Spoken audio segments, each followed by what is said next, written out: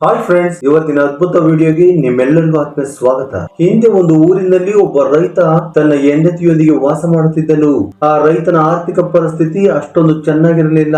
ಆ ರೈತನಿಗೆ ಒಂದು ಗಂಡು ಮಗುವಿನ ಜನನವಾಯಿತು. ಮಗುವಿನ ಜನನದಿಂದ ರೈತ ತುಂಬಾ ಸಂತೋಷ ಪಟ್ಟನು. ಆ ಮಗುವಿಗೆ ತಿಂಗಳುಗಳು ಕಳೆದಂತೆ ಹಾಲಿನ ಅವಶ್ಯಕತೆ ಹೆಚ್ಚಾಯಿತು. ಆದರೆ ರೈತನ ಮನೆಯಲ್ಲಿ ಹಸುಗಳಿರಲಿಲ್ಲ. ಇದರಿಂದ ರೈತನು ತನ್ನ ಮಗನಿಗೆ ಹಾಲು ಎಲ್ಲಿಂದ ತರುವುದು ಎಂದು ತುಂಬಾ ಚಿಂತಿಸತೊಡಗಿದನು. ಹೀಗಿರುವಾಗ ಒಂದು ದಿನ ಅವನ ಸ್ನೇಹಿತನು ರೈತನ ಮನೆಗೆ ಬಂದನು. ಆಗ ಅವನ ಸ್ನೇಹಿತನು, ಏನಾಯ್ತು ಮಿತ್ರನೇ, ಏಕೆ ಇಷ್ಟು ಬೇಸರದಿಂದ ಇದ್ದೀಯಾ ಎಂದು ಕೇಳಿದನು. ಆಗ ರೈತನು, ನನ್ನ ಮಗನಿಗೆ ಹಾಲಿನ ಅವಶ್ಯಕತೆ ಇದೆ, ಆದರೆ ಆ ಹಾಲನ್ನು ಎಲ್ಲಿಂದ ತರಬೇಕೆಂದು ತಿಳಿಯುತ್ತಿಲ್ಲ ಎಂದು ತನಗಿರುವ ಸಮಸ್ಯೆಯನ್ನು ತನ್ನ ಸ್ನೇಹಿತನಿಗೆ ಹೇಳಿದನು. ಅದಕ್ಕೆ ಆ ಸ್ನೇಹಿತನು, ಮಿತ್ರನೇ, ನಮ್ಮ ಊರ ಹೊರವಲಯದಲ್ಲಿ ಒಬ್ಬ ಸಾಧುಗಳು ವಾಸ ಮಾಡುತ್ತಿದ್ದಾರೆ. ಆ ಸಾಧುವಿನ ಬಳಿ ಒಂದು ಸುಂದರವಾದ ಹಸುವಿದೆ. ನೀನು ಹೋಗಿ ಆ ಸಾಧುವನ್ನು ಕೇಳಿ ಹಸುವನ್ನು ತೆಗೆದುಕೊಂಡು ಬಾ. ಆ ಸಾಧು ತುಂಬಾ ಒಳ್ಳೆಯವರು, ಹಾಗಾಗಿ ಖಂಡಿತವಾಗಿಯೂ ನಿನಗೆ ಹಸುವನ್ನು ಕೊಡುತ್ತಾರೆ. ಆ ಹಸುವಿನ ಹಾಲಿನಿಂದ ನಿನ್ನ ಮಗುವಿನ ಹಸುವನ್ನು ನೀಗಿಸಬಹುದು ಎಂದನು. ಅದಕ್ಕೆ ರೈತನು ಕೂಡ ಸರಿ ಎಂದು ಒಪ್ಪಿಕೊಂಡನು. ಮರುದಿನ ಬೆಳಿಗ್ಗೆ ರೈತ ಎದ್ದು ಸಾಧುವಿನ ಬಳಿಗೆ ಹೋದನು.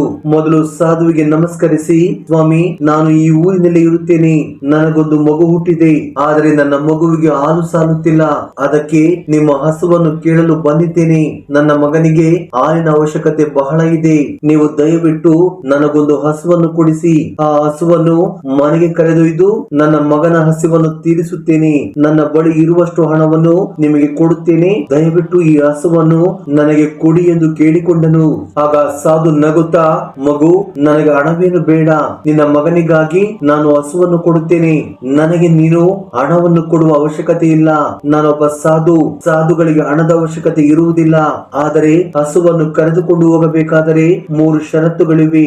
ಆ ಷರತ್ತುಗಳಿಗೆ ಒಪ್ಪಿದರೆ ಮಾತ್ರ ನಾನು ಹಸುವನ್ನು ಕೊಡುತ್ತೇನೆ ಎಂದು ಹೇಳಿದರು.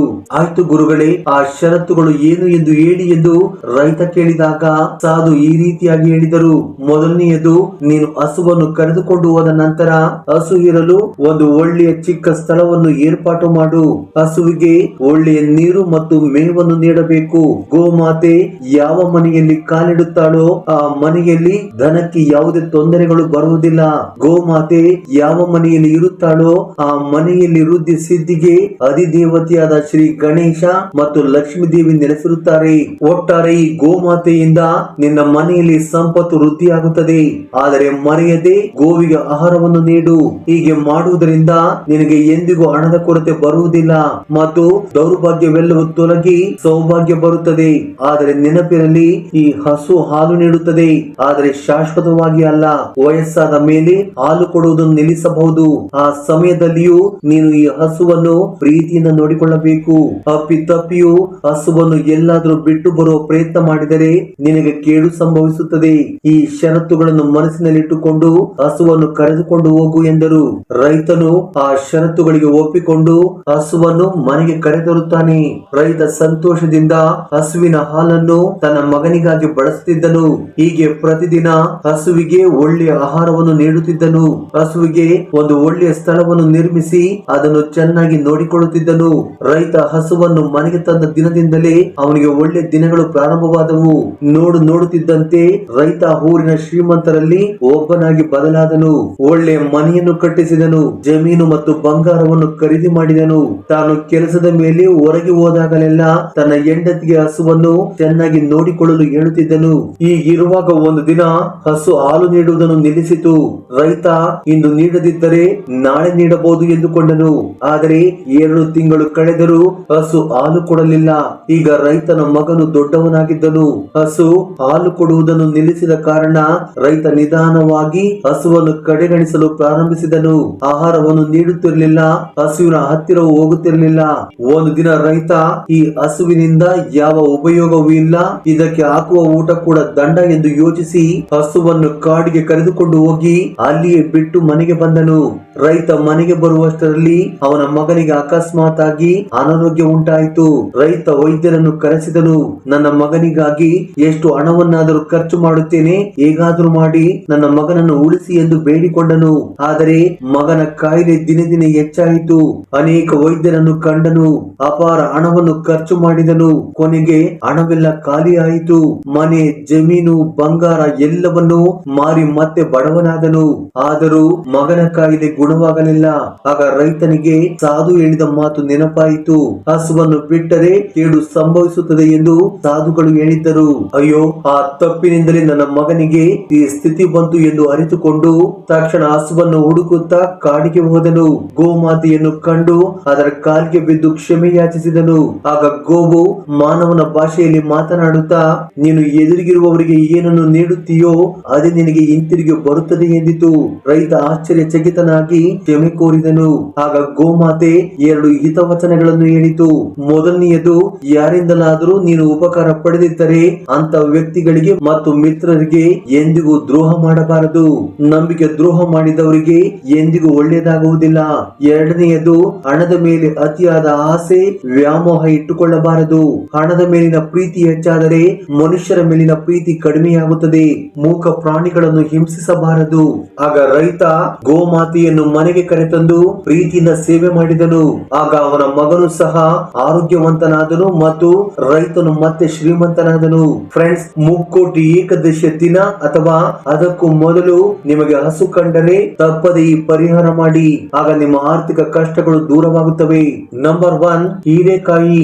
ಮುಕ್ಕೋಟಿ ಏಕಾದಶಿಯ ದಿನ ಒಂದು ತಾಜಾ ಹೀರೆಕಾಯಿಯನ್ನು ತೆಗೆದುಕೊಳ್ಳಿ. ಸಿಪ್ಪೆ ತೆಗೆದು ಹೀರೆಕಾಯಿಯನ್ನು ಚೆನ್ನಾಗಿ ತೊಳೆದು ಅದರ ಸಿಪ್ಪೆಯನ್ನು ತೆಗೆಯಿರಿ. ಸಿಪ್ಪೆ ತೆಗೆಯುವುದು ನಮ್ಮಲ್ಲಿರುವ ಅಹಂಕಾರ ಮತ್ತು ಕೆಟ್ಟ ಗುಣಗಳನ್ನು ತೆಗೆಯುವುದಕ್ಕೆ ಸಂಕೇತವಾಗಿದೆ. ನಂತರ ಹಸುವಿಗೆ ತಿನ್ನಲು ಅನುಕೂಲವಾಗುವಂತೆ ಅದನ್ನು ಉದ್ದವಾಗಿ ಮತ್ತು ಅಡ್ಡವಾಗಿ ಕತ್ತರಿಸಿ. ಹೀಗೆ ಕತ್ತರಿಸಿದ ಹೀರೆಕಾಯಿಯ ಮೇಲೆ ಬೆಲ್ಲದ ಪುಡಿಯನ್ನು ಹಾಕಿ ಅಥವಾ ಬೆಲ್ಲವನ್ನು ಹಚ್ಚಿ. ಬೆಲ್ಲವು ಸೂರ್ಯ ಮತ್ತು ಕುಜಗ್ರಹಗಳಿಗೆ ಸಂಬಂಧಿಸಿದೆ ಮತ್ತು ಇದು ಹಸುವಿಗೆ ತುಂಬಾ ಇಷ್ಟವಾದ ತಿನಿಸು. ಇದನ್ನು ಹತ್ತಿರದ ಗೋಶಾಲೆಗೆ ಅಥವಾ ಹಸುವಿನ ಬಳಿಗೆ ಹೋಗಿ ಹಸುವಿಗೆ ನಮಸ್ಕರಿಸಿ ನಿಮ್ಮ ಕೈಯಾರೆ ಪ್ರೀತಿಯಿಂದ ತಿನ್ನಿಸಿ. ಹಸು ತಿನ್ನುತ್ತಿರುವಾಗ, ಓ ಗೋಮಾತೆ, ನನ್ನ ದಾರಿದ್ರ್ಯವನ್ನು ನಿನ್ನೊಂದಿಗೆ ತೆಗೆದುಕೊಂಡು ಹೋಗು, ನನ್ನ ಕಷ್ಟಗಳನ್ನು ಹೋಗಲಾಡಿಸಿ ಐಶ್ವರ್ಯವನ್ನು ಕರುಣಿಸು ಎಂದು ಪ್ರಾರ್ಥಿಸಿ ಅಥವಾ ಗೋವಿಂದ ಗೋವಿಂದ ಎಂದು ಸ್ಮರಣೆ ಮಾಡಿಕೊಳ್ಳಿ. ಫ್ರೆಂಡ್ಸ್, ನೀವು ಗಮನಿಸಬೇಕಾದ ಮುಖ್ಯ ವಿಷಯವೆಂದರೆ ಹಸು ತಿನ್ನುವಾಗ ಅದರ ಲಾಲಾರಸ ನಿಮ್ಮ ಕೈಗೆ ತಗುಲಿದರೆ ಅಸಹ್ಯ ಪಡಬೇಡಿ. ಅದು ಗಂಗಾ ಜಲಕ್ಕೆ ಸಮಾನ. ಇದು ನಿಮ್ಮ ಹಣೆ ಬರವನ್ನೇ ಬದಲಾಯಿಸುತ್ತದೆ. ಫ್ರೆಂಡ್ಸ್, ಈ ಮುಕ್ಕೋಟಿ ಏಕಾದಶಿಯು ಸೌರಮಾನ ಮತ್ತು ಚಂದ್ರಮಾನಗಳೆರಡರ ಸಂಗಮವಾಗಿದೆ. ಧನುರ್ಮಾಸದಲ್ಲಿ ಬರುವ ಏಕಾದಶಿಯೇ ಮುಕ್ಕೋಟಿ ಏಕಾದಶಿ. ಈ ದಿನ 3 ಕೋಟಿ ದೇವತೆಗಳು ವಿಷ್ಣುವನ್ನು ದರ್ಶನ ಮಾಡುತ್ತಾರೆ. ಆದ್ದರಿಂದಲೇ ಇದಕ್ಕೆ ಮುಕ್ಕೋಟಿ ಏಕಾದಶಿ ಎಂದು ಹೆಸರು. ವಿಷ್ಣುವು ಮಧು ಮತ್ತು ಕೈಟಭ ಎಂಬ ರಾಕ್ಷಸರಿಗೆ ಶಾಪ ವಿಮೋಚನೆ ಮಾಡಿ ತನ್ನ ವೈಕುಂಠ ದ್ವಾರದ ಬಳಿ ದರ್ಶನ ನೀಡಿದ ದಿನವಿದು. ಪ್ರಳಯ ಕಾಲದಲ್ಲಿ ವಿಷ್ಣು ಆಲದ ಎಲೆಯ ಮೇಲೆ ಮಲಗಿದ್ದಾಗ ಅವನ ಕಿವಿಯಿಂದ ಮಧು ಮತ್ತು ಕೈಟಭರು ಜನಿಸಿದರು. ಅವರು ಬ್ರಹ್ಮದೇವನನ್ನು ಹಿಂಸಿಸಲು ಆರಂಭಿಸಿದರು. ಬ್ರಹ್ಮನು ವಿಷ್ಣುವಿನ ಮೊರೆ ಹೋದನು. ವಿಷ್ಣು ಆ ರಾಕ್ಷಸರೊಂದಿಗೆ ಯುದ್ಧ ಮಾಡಿದನು. ವಿಷ್ಣುವಿನ ಸ್ಪರ್ಶದಿಂದ ರಾಕ್ಷಸರಿಗೆ ಆನಂದವಾಯಿತು. ಅವರು ವಿಷ್ಣುವಿನ ಬಳಿ, ನಮಗೆ ನಿಮ್ಮ ಲೋಕದಲ್ಲಿ ಸ್ಥಾನ ಬೇಕು ಎಂದು ವರ ಕೇಳಿದರು. ವಿಷ್ಣು ಅವರಿಗಾಗಿ ವೈಕುಂಠದ ಉತ್ತರ ದ್ವಾರವನ್ನು ತೆರೆದನು. ಆ ದ್ವಾರದ ಮೂಲಕ ವಿಷ್ಣುವನ್ನು ದರ್ಶನ ಮಾಡಿ ಅವರು ಮೋಕ್ಷ ಪಡೆದುಕೊಂಡರು. ಅವರು ವಿಷ್ಣುವಿನಲ್ಲಿ ಲೀನವಾಗುವ ಮುನ್ನ ಈ ದಿನ ಅಂದ್ರೆ ಏಕಾದಶಿಯ ದಿನದಂದು ಯಾರು ಉತ್ತರ ದ್ವಾರದ ಮೂಲಕ ನಿಮ್ಮ ದರ್ಶನ ಮಾಡುತ್ತಾರೋ ಅವರಿಗೆ ಮೋಕ್ಷ ಸಿಗಬೇಕು ಎಂದು ವರ ಕೇಳಿದರು. ಆಗ ವಿಷ್ಣು ಅದಕ್ಕೆ ಒಪ್ಪಿಕೊಂಡರು. ಆದ್ದರಿಂದಲೇ ಇಂದಿಗೂ ವೈಕುಂಠ ಏಕಾದಶಿ ಎಂದು ದೇವಸ್ಥಾನಗಳಲ್ಲಿ ಉತ್ತರ ದ್ವಾರ ದರ್ಶನ ಮಾಡಲಾಗುತ್ತದೆ.